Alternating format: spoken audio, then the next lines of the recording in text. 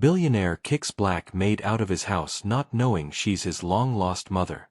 What if the person you've been searching for your entire life was standing right in front of you, and you didn't even know it? Margaret Williams moved through the marble hallways of the $20 million mansion with the same quiet grace she'd carried for 30 years of cleaning other people's homes. Her weathered hands, marked by decades of hard work, carefully dusted the family photos lining the grand staircase. She paused at one particular picture, a young boy with bright eyes and a gap-toothed smile. Something about that face made her heart skip, the way it always did when she looked at it. She whispered a prayer, the same one she'd said every morning for 26 years. "Lord, please let me find my baby boy." What Margaret didn't know was that her prayer was about to be answered in the most unexpected way. "Where are you watching from tonight?" Marcus Wellington III had everything money could buy, but the hollow ache in his chest reminded him daily of what he'd lost. At 36, he'd built a technology empire worth $3 billion, yet he'd trade every penny to know where he came from. The adoption records were sealed, and his wealthy adoptive parents had died in a car accident when he was 16, taking his origin story with them to the grave. Now, standing in his penthouse office overlooking the city, he felt more alone than ever. Margaret arrived at the Wellington estate every Tuesday and Friday, just as she had for the past 8 months. Mrs. Patterson, the head housekeeper, had hired her after their previous cleaner quit. Margaret needed the work, her small apartment rent wouldn't pay itself, and at 58, jobs weren't easy to find. She took pride in her work, treating each home as if it were her own. The other staff appreciated her gentle nature and warm smile that could brighten anyone's day. The trouble started when Marcus returned home unexpectedly from a business trip to Tokyo. He'd been flying for 14 hours, his head pounding from lack of sleep and stress. The house was supposed to be empty except for essential staff. As he walked through his living room, he noticed small changes, a throw pillow repositioned, magazines stacked differently. His privacy was sacred to him, and someone had been moving his things. "Patterson!" he called out, his voice sharper than usual. The older woman appeared quickly, her face flushed with concern. "Who's been in my private spaces?" he demanded. Margaret emerged from the kitchen, holding a dust cloth, her eyes wide with confusion. She'd been cleaning the baseboards near his desk, just as Mrs. Patterson had instructed. Marcus felt his anger rise. This woman, this stranger, had been touching his personal belongings. "I want her out," he said coldly, pointing at Margaret. "Now." Margaret's heart sank as she saw the fury in his eyes. She'd done nothing wrong, but she recognized that look. She'd seen it before in other wealthy homes where people like her weren't truly welcome. The kindness she'd felt in this house was about to disappear. Margaret's hands trembled as she gathered her cleaning supplies. "Sir, I'm sorry if I did something wrong," she said softly, her voice barely above a whisper. "Mrs. Patterson told me to clean everywhere." But Marcus wasn't listening. The stress of his failed business deal in Japan, combined with his lifelong feelings of abandonment, had created a perfect storm of rage that had nothing to do with dust cloths and everything to do with the pain he carried inside. "I don't care what Patterson told you," he snapped. "This is my home, and I don't want strangers going through my things." The word strangers hit Margaret like a physical blow. She'd spent months caring for this house, polishing his trophies, organizing his papers with the same love she would have given her own family. But to him, she was just another expendable worker. Mrs. Patterson tried to intervene. "Mr. Wellington, Margaret is one of our best." But Marcus cut her off with a raised hand. His dark eyes, so much like Margaret's own, flashed with an anger that seemed to surprise even him. Margaret looked at his face again, studying the strong jawline, the way his eyebrows furrowed when he was upset. Something stirred in her memory, but the pain of being humiliated clouded her thoughts. As Margaret walked toward the door, she turned back one last time. "I hope you find what you're looking for, son," she said gently, using the same tone she'd once used with her own child decades ago. The word son stopped Marcus in his tracks. Something about the way she said it, with such tenderness despite his cruelty, made his chest tighten. But his pride wouldn't let him back down. "If this moment touched your heart, please give the video a thumbs up. Margaret stepped out into the cold evening air, clutching her purse with a faded photo inside, the only picture she had of her baby boy, taken just days before she was forced to give him up. She had no idea she'd just been thrown out by the very child she'd been searching for all her life. 3 days passed, and Marcus couldn't shake the image of Margaret's face when he'd dismissed her.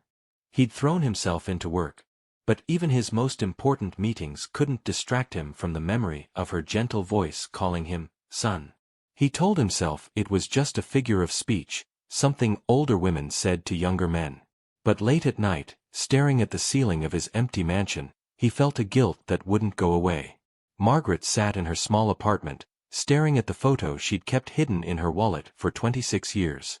The baby in the picture had the same dark eyes as the angry man who'd thrown her out. She'd been 17 when she gave birth, unmarried and terrified, with parents who'd disowned her for bringing shame to the family. The adoption agency had promised her baby would go to a loving family, but they'd never told her his name or where he'd gone. She'd spent decades wondering if he was happy, if he was safe, if he ever thought about the mother who'd loved him enough to let him go. Mrs. Patterson couldn't stand to watch the household fall apart. She'd seen how Marcus had been drinking more, snapping at everyone, and working until exhaustion. She'd also called Margaret twice to check on her, worried about the older woman's spirits. That's when Margaret had mentioned something that made Mrs. Patterson's blood run cold. "I keep thinking about his eyes," Margaret had said. "They reminded me of someone I used to know." The breakthrough came when Mrs. Patterson was organizing Marcus's study and found his adoption papers, filed away in a folder marked, "Personal." Her hands shook as she read the details. Baby boy, born November 15, 1988, at St. Mary's Hospital. Mother's name, Margaret Williams, age 17. Father unknown. The pieces clicked together like a puzzle she'd been unconsciously solving for months. Marcus's birthday was November 15th. She'd organized his party last year. Margaret's last name was Williams. Mrs. Patterson sat down heavily in Marcus's leather chair, overwhelmed by the magnitude of what she'd discovered. This explained so much: why Margaret always lingered near Marcus's baby photos, why she cleaned his spaces with such unusual care, why she'd seemed so heartbroken when he dismissed her. Have you ever faced something like this? Let us know in the comments. The truth was devastating and beautiful at the same time. Marcus had spent his whole life searching for his mother, and she'd been there all along, lovingly caring for his home, just waiting to be recognized. Mrs. Patterson knew she had to tell Marcus immediately, but she also knew his hot temper could make things worse. She decided to call Margaret first, asking her to come back to the house under the pretense of retrieving something she'd left behind. When Margaret arrived, Mrs. Patterson sat her down in the kitchen and gently explained what she'd discovered. Margaret's face went white, then flushed with a mixture of joy and terror. "Are you sure?" she whispered, her voice breaking. "Are you absolutely certain?" Mrs. Patterson nodded, showing her the adoption papers. Margaret burst into tears, 26 years of wondering and praying finally coming to an end.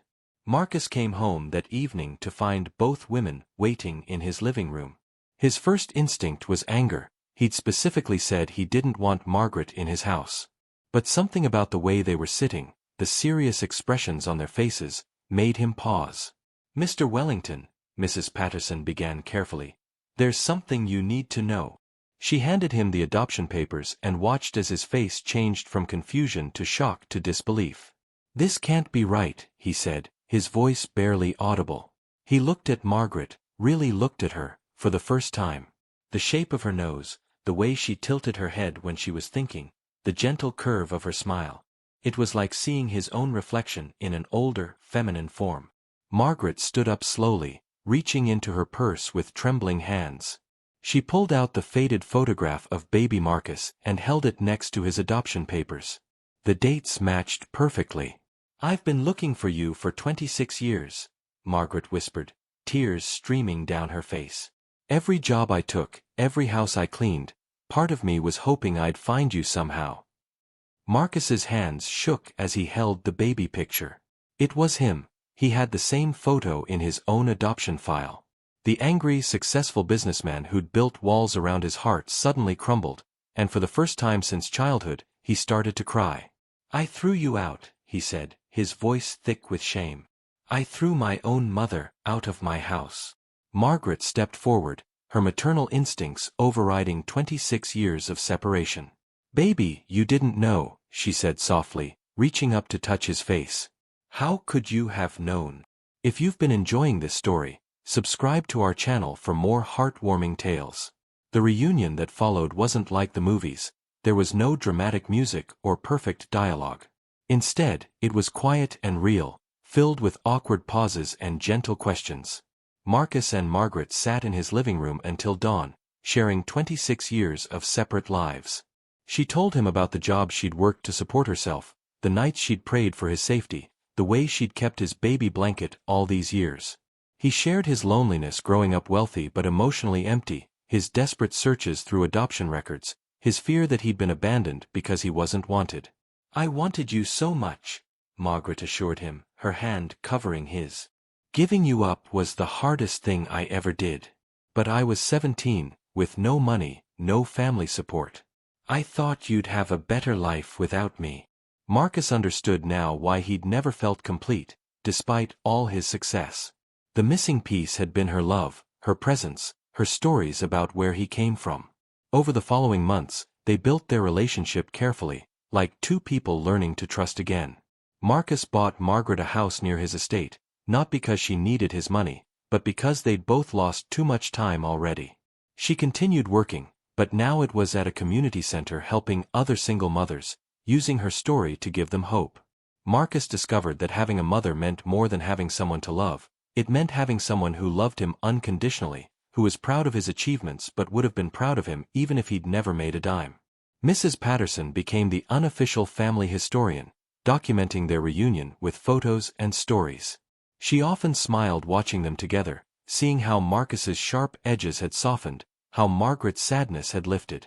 They'd found each other not through expensive investigators or dramatic searches, but through the simple act of being in the same place, at the same time, with hearts open enough to recognize love when it appeared. The lesson was profound yet simple. Sometimes what we're searching for is closer than we think, hidden in plain sight, waiting for the right moment to reveal itself. If you enjoyed this story, please remember to like, leave a comment with your thoughts, and subscribe for more heartwarming tales. Thank you for joining us on this journey of love, loss, and the miracle of family found.